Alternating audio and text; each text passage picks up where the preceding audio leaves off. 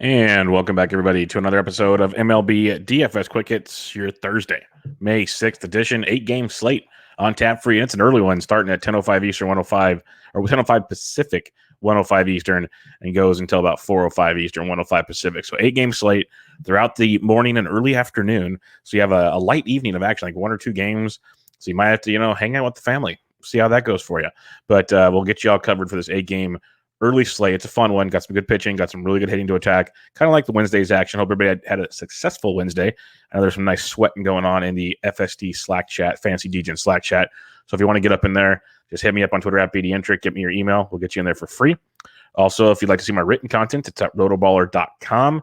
On Thursday, I'll have your free DraftKings picks, so come check all that good stuff out. Also, if you give a rate and review to the podcast, MLB DFS Quick Hits on iTunes, I'd really appreciate it. We have the season-long fantasy baseball podcast, Benched with Bubba, and all kinds of other good stuff. So come check it all out. And if you want to watch the podcast instead of just listening to it on your phone or your apps, go to the RotoBaller YouTube channel, subscribe, like, share, all the good stuff over there. But like I said, 8 games for you on a Thursday. Let's check out the totals. We got 7 of the 8 totals on this one for you. Astros, Yankees, 7.5. Brewers, Phillies, 7.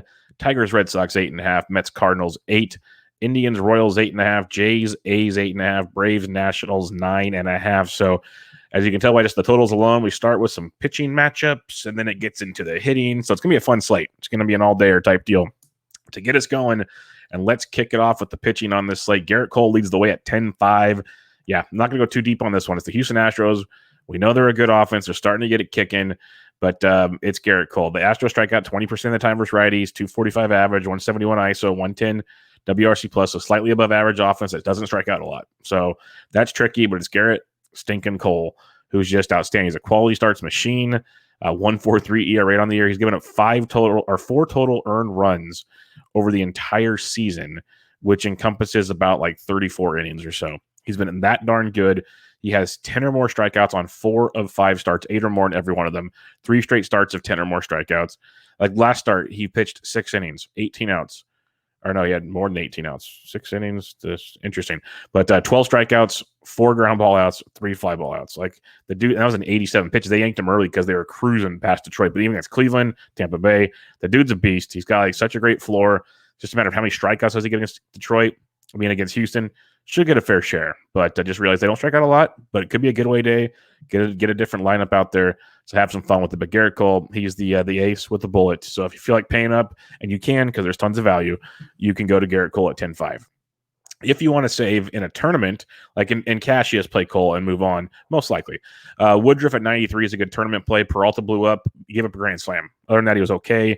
Woodruff's been a very similar guy. He's given up no more than 2 earned runs since opening day. He got 3 on opening day. But his last 5 starts, no more than 2 earned runs. He's gone at least 6 innings in 5 straight starts. He has 6 or more strikeouts in every start. The dude's been darn good, 20 or more DK points in all but 1 start out of his last 5. He's a quality start machine. Going up against the Philadelphia offense, you can pick on. Like Didi hit the granny. Peralta was kind of wild. That's always Peralta's deal. If he's wild, it gets messy. But you still have a Phillies team striking out 26% of the time. First right-handed pitching. Probably no Bryce Harper still battling the wrist injury. So Woodruff at 93, definitely a good tournament play if you want to go that direction. The potential chalk on this slate, and I have no problems with it. If you want to go Cole and Danny Duffy in cash, that is fine. But I will play the chalky Danny Duffy at $8,800. I'm just going to take that chalk and run.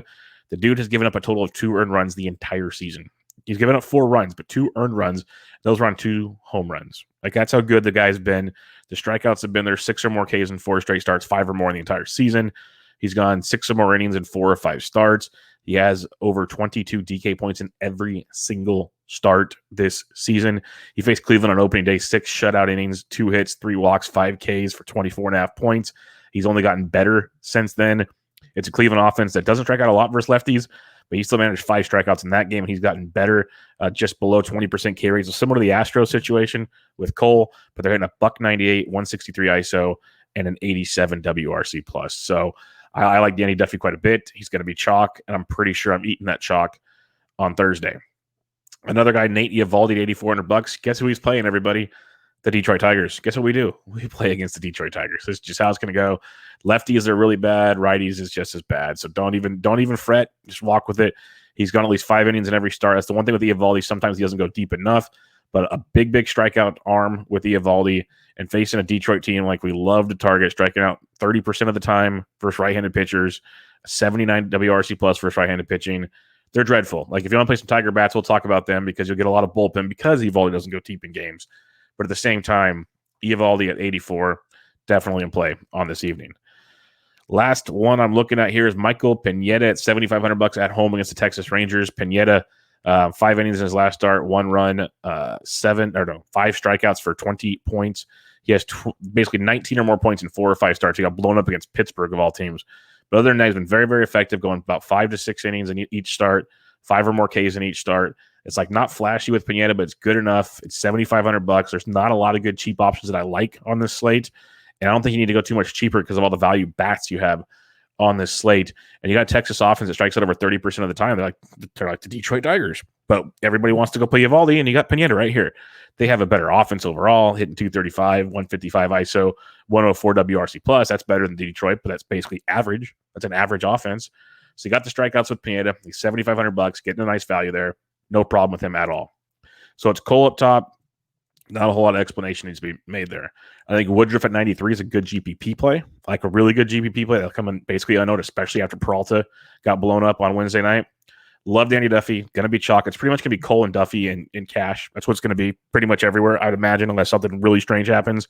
And I got no problem with it. I think that's a great cash combo. But that's what you're going to see. I like Eovaldi quite a bit against Detroit. I like Pineda quite a bit against Texas. If you wanted to go Duffy and Eovaldi in cash, you can. Just realize Eovaldi has been blown up from time to time, so it's possible. But Cole and Duffy don't have the biggest strikeout situation. So it'll be interesting to see how it plays out. But Cole Duffy for me in cash for now. We'll see how lineups come out. It is Gateway Day, so we're going to see some wonky lineups. So keep that in mind. But those are the main 5 arms I'm looking at there. Cole, Woodruff, Duffy, Eovaldi, Pineda. So if you want to get different in tournaments, you can fade Cole or you can fade Duffy. I'd prefer not fading both, but you can. And you can focus on Woodruff, Eovaldi, and Pineda. Those are kind of the angles for pitching on this slate to be a little different if you want to go that route. But let's talk bats. We got a lot of them. As I mentioned, reading the totals, as the day goes on, as the heat warms up, the totals get better and better. So catcher's position on this slate, Garver went deep on Wednesday. Good matchup for Jordan Lyles. The Twins are very, very much in play tonight. So are the Royals. Salvi's 48. I prefer Garver actually in this matchup. Or like usual, I'm on the same money at catcher's position. That's just how we're going to roll, especially in cash. Let's just go down to our guys. Yan Gomes versus Drew Smyly. We're all in on Washington. Gomes went deep on Wednesday. He's only $3,400 versus Drew Smyly. We'll get all aboard that train once again. And then our buddy who went deep. If you want to go Kisner at 3K versus Walker, you can. But William Contreras, he went deep for us on Wednesday. He's facing John Lester. He's $2,900. So I like those two quite a bit. Keep an eye on some other potential guys.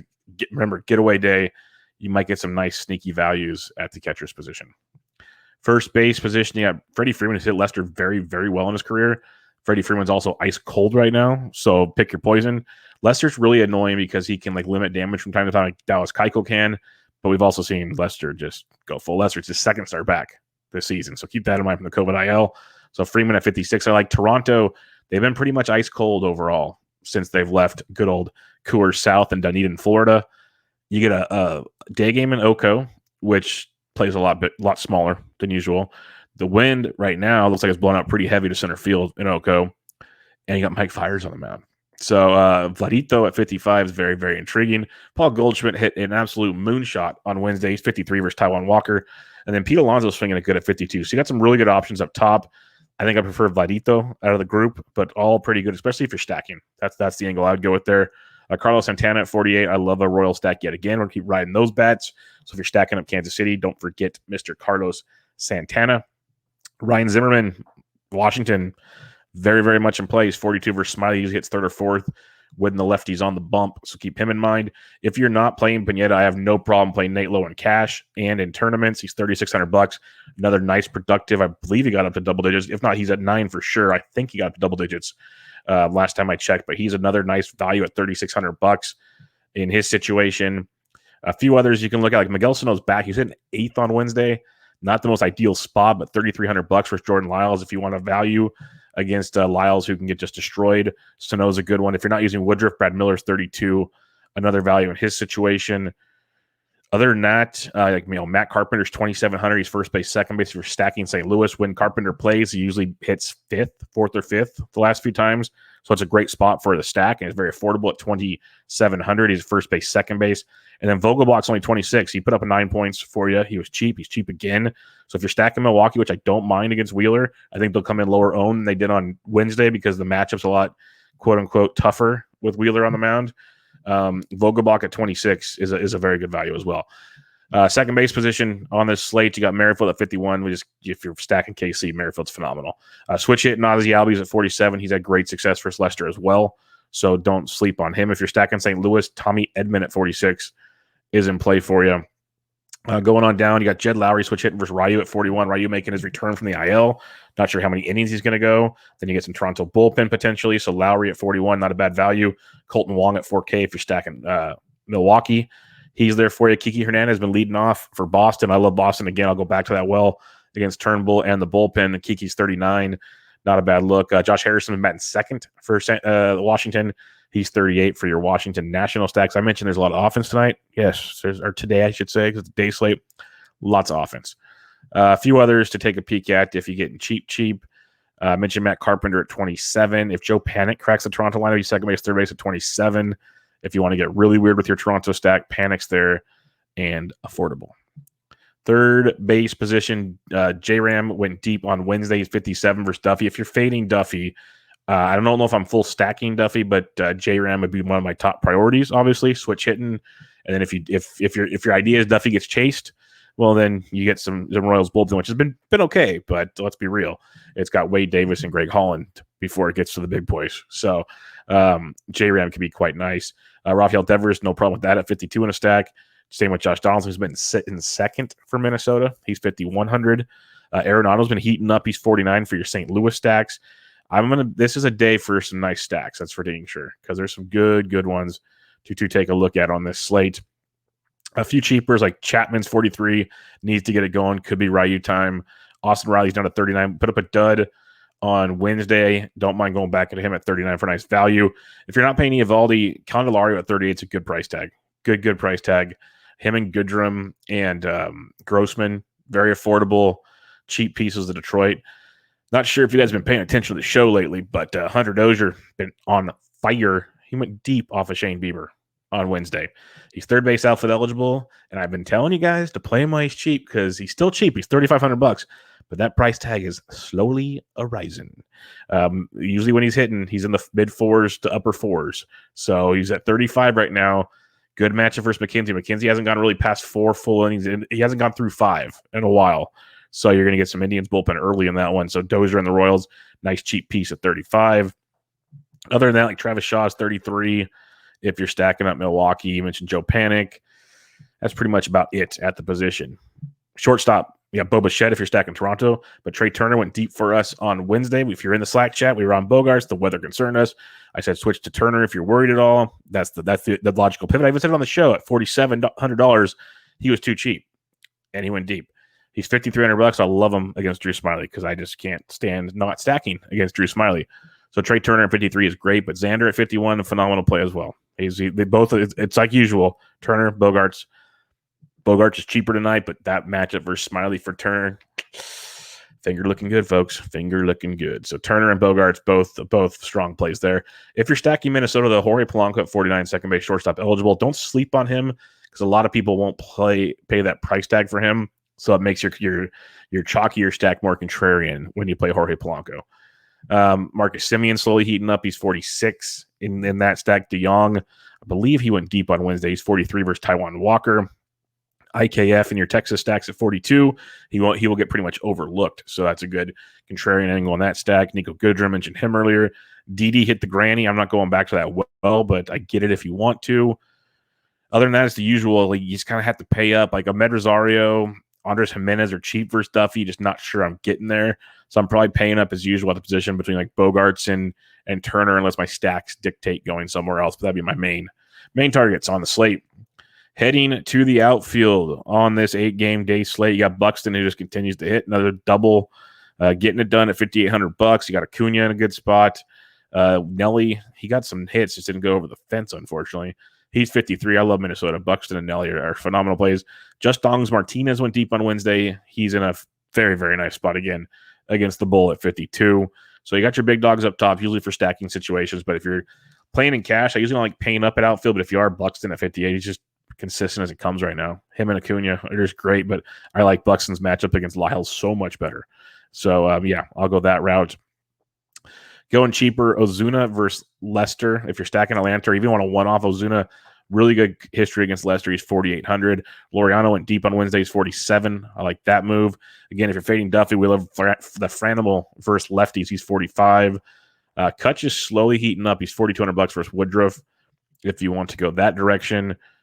Cheaper than 4K. Now, like Teoscar is 4K. If you're stacking Toronto, it's a nice cheaper piece of the pie. Grichuk at 38. It's a nice cheap piece as well. I mentioned Ahmed Rosario and then Jordan Luplow, 37 each for Cleveland. If you're fading the Duff Master, he's going to be chalk. So that's a good contrarian stack if you want to go that route. One of these days, Duffy will get blown up. So pick your poison. But Dozier at 35 again. Love that play. Max Kepler's only 34. He led off against a righty on Tuesday, batted 7th against the lefty on Wednesday. I'd imagine he's leading off again. So if Kepler's leading off at 34, that's cash game value. And it's just overall awesome value to begin with. So Kepler at 34. Keep an eye on the lineups. Grossman again. I mentioned Grossman could be a $3,300 cheapie. Brad Miller at 32. You got Josh Naylor, just put the lefty though, but Jorge Soler at 32. Get there. Joey Gallo in a tournament at only 31. Tyler O'Neill's only 3K versus Taijuan Walker. That's a phenomenal tournament value. O'Neill is hitting the ball extremely well. Super cheap on this one. So keep him on your mind. Benintendi's only 3K. He is hitting second for the Royals. So don't hate that at all. Adolis Garcia is only 3K. Another, like, they're so cheap. Our Royals, our Rangers, our Brewers, 3K. Jackie Bradley Jr. Low Cane's 2,900. He put up 18 points. Avisel Garcia is down there. He put up 20 points. Like Avisel Garcia is $2,700 versus Wheeler. Kyle Tucker is down to 27. Victor Robles is 27 versus Drew Smiley. Robles, he's not playing great, but he's starting to get hits. He's hit safely in 4 of his last 6 for Robles. That's pretty darn good. And he's 2,700 versus Drew Smiley. Like, I'm not saying run to play Robles, but if you want a wraparound stack with Turner and the guys up top, it's not the worst thing. Kyle Garlick's here at 26. Piscotty Week at 26. Lots of value, as usual. Like Kevin Pillar's down here has been hitting cleanup. Tons of value in the outfield. Makes it so hard to pay up. But the one thing I'll mention, and it could have worked well on Wednesday, if you're paying up for pitching with all these value bats, because we wanted the value stacks, because we liked them better, period, you could leave money on the table. There's nothing wrong with that. We talk about it in golf all the time. It's uncomfortable. It's weird. But in reality, like on Wednesday, the aces didn't really ace. They kind of all played the same. They're kind of mediocre. They still got you great floors, which is what you're looking for. But the ceilings weren't really there. But you could have played both aces. And you could have stacked like Kansas, or you wouldn't have stacked Kansas City if you had Bieber. But like Kansas City was cheap. Milwaukee was cheap. And Texas was cheap. And they were all decent production-wise, especially Milwaukee and Kansas City. And they didn't cost you anything. So you could have left the money on the table for sure. So something to keep in mind when you're building, you don't have to spend all your money. That's very, very simple. It's tough. It doesn't look good. It's not fun. But if you really like where you're at, if you really like your stacks and you like your money, walk away. Just walk away. Just trust the process. Recapping the pitching, my main pitcher is Garrett Cole, Brandon Woodruff, Danny Duffy, Nate Eovaldi, Michael Pineda. Those 5. Those are the main 5 I'm going with. You got your cash game Cole-Duffy combo. You can mix it up if you want, but that's the main one, Cole and Duffy. And then get weird in your tournaments if you choose. My main stacks, Toronto, Washington, Kansas City, Boston, and Minnesota. Those are my main ones right now. If you want to go back to Milwaukee, no problem with that at all, especially for the value in that one. But my main one is Toronto, Washington, Kansas City, Boston, Minnesota. No specific order yet. Want to see lineups, all that good stuff. But those are the ones I'm looking at to go with the 5 pitchers I'm looking at and all that good stuff. So 8 games on your Thursday. Hit me up on Twitter at BDentric. If you want to get in the Fantasy DJ Slack chat, just slide me that email.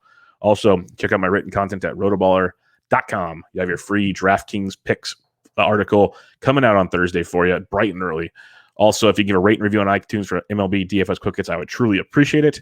But until next time, this was MLB DFS Quick Hits, your May 6th edition. I'm out.